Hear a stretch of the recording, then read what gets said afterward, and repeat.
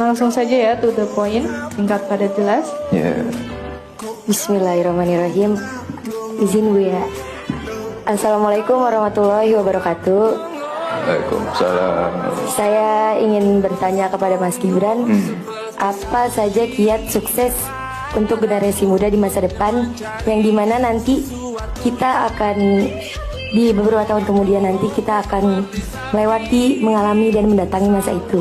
Jadi mohon tipsnya pada Mas Gibran atas kiat sukses untuk generasi muda di masa depan. Wassalamualaikum warahmatullahi wabarakatuh. Pertanyaannya general sekali. Pokoknya belajar yang rajin. Besok ujian kan, belajar. Ya, sama nurut sama Pak Kiai, dah dua itu cukup ya. Dah itu aja kiat sukses, apalagi ya. Nggak ada kiat sukses yang lain ya. Cukup.